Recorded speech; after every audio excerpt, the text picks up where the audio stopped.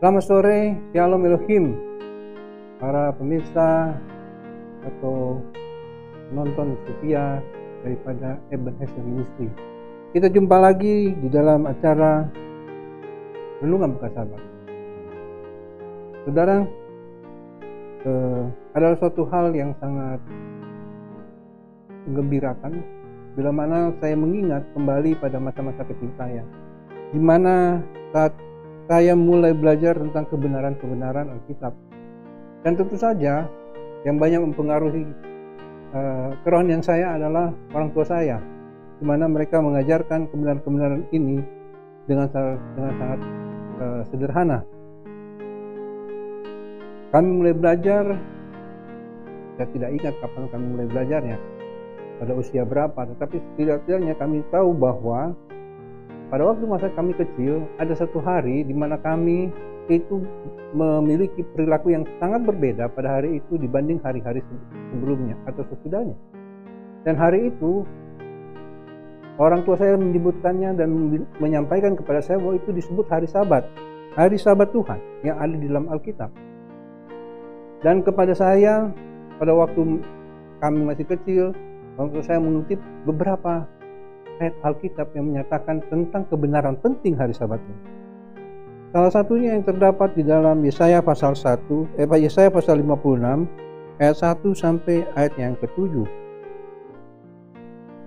Beginilah firman Tuhan, taatilah hukum dan tegakkanlah keadilan, sebab sebentar lagi akan datang keselamatan yang daripadaku dan keadilanku akan dinyatakan.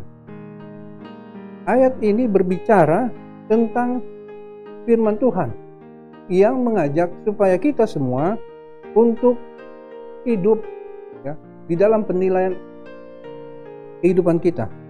Dikatakan tegakkanlah keadilan. Kita harus berlaku adil dalam menilai tentang masalah-masalah yang menyangkut kerohanian kita. Karena dikatakan sebab sebentar lagi akan datang keselamatan yang daripadaku dan keadilanku, dalam bahasa itu dalam bahasa Inggris disebut my righteousness, kebenaranku akan dinyatakan. Ayat 2, berbahagialah orang yang melakukannya. Yang melakukan kebenaran Tuhan disebut berbahagia. Mereka orang-orang yang mencari kehidupan adalah orang-orang yang berbahagia. Kenapa, saudara? Dalam bahasa Inggris disebutkan blessed, artinya diberkati. Apa artinya diberkati? Artinya orang-orang tersebut adalah orang-orang yang hidup karena Tuhan. Abraham mencari berkat Tuhan. Lalu keturunannya juga mencari berkat Tuhan. Tujuannya supaya hidupnya maupun hidup keturunannya, bahkan sampai anak cucunya ada di dalam berkat Tuhan, atau hidup di dalam berkat Tuhan, atau hidup di dalam Tuhan. Berbahagialah orang yang melakukannya dan anak manusia yang berpegang padanya, yang memelihara hari Sabat dan tidak menajiskannya, dan yang menahan diri dari setiap perbuatan jahat. Ini orang-orang yang hidup. Inilah orang-orang yang diberkati. Mereka yang memelihara hari Sabat. Anak manusia yang berpegang pada kebenaran Tuhan adalah mereka yang memelihara hari Sabat dan tidak menajiskannya, dan yang menahan diri dari setiap perbuatan jahat. Ini maksudnya bukan perbuatan jahat pada hari Sabat saja, tapi perbuatan jahat di setiap hari. Yang sangat menarik, ayat 6 daripada Yesaya 56 ini mengatakan, dan orang-orang asing yang menggabungkan diri kepada Tuhan. Orang-orang asing di sini adalah orang-orang kafir, bangsa kafir, yang bukan orang Israel. Orang-orang kafir yang menggabungkan diri kepada Tuhan untuk melayani Dia, untuk mengasihi nama Tuhan. Di zaman Israel itu sudah ada ketentuan ini. Tuhan telah memberikan kebebasan bagi mereka yang bukan orang-orang Israel untuk menggabungkan diri melayani Tuhan dan untuk menjadi hamba-hambanya, semua yang memelihara hari Sabat dan tidak menajiskannya, dan yang berpegang kepada perjanjianku. Ini sudah ada dari sejak zaman bangsa Israel. Tuhan telah memberikan kepada orang-orang kafir yang bukan bangsa Israel untuk memelihara hari Sabat. Jadi membuktikan bahwa hari Sabat ini bukan cuma untuk orang Israel saja. Ayat ke-7, mereka akan kubawa ke gunungku yang kudus, dan akan kuberi kesukaan di rumah doaku.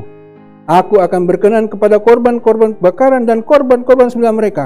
yang dipersembahkan di atas mezbahku, sebab rumahku akan disebut rumah doa bagi segala bangsa.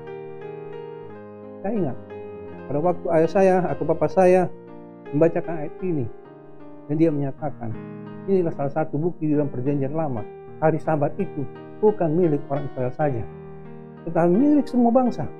Karena rumah Tuhan yang ada di Yerusalem pada waktu itu disebut rumah doa bagi segala bangsa. Dan itu juga dikutip oleh Yesus pada waktu dia ada di muka bumi ini. Bagi kita yang memelihara Sabat, kita akan datang ke rumah Tuhan pada esok hari. Esok hari Sabat kita akan datang ke rumah Tuhan. Dan biar rumah Tuhan itu menjadi rumah doa bagi semua bangsa, termasuk kita. Mari kita berdoa. Bapa kami yang ada di dalam kerajaan surga, terima kasih ya Tuhan, karena Kau mengajari kami tentang kebenaran hari Sabat ini milik semua orang.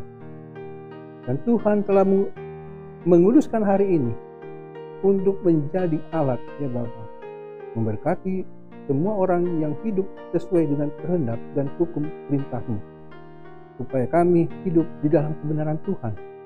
Dan Tuhan akan menyelamatkan kami, berikan kami kesukaan di dalam gunung kudus Tuhan yang ada dalam kerajaan surga.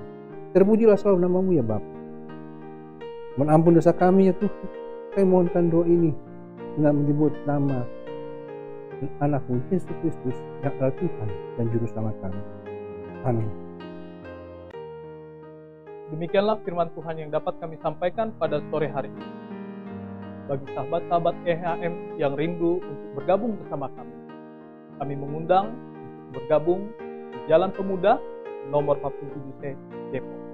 Tuhan Yesus memberkati.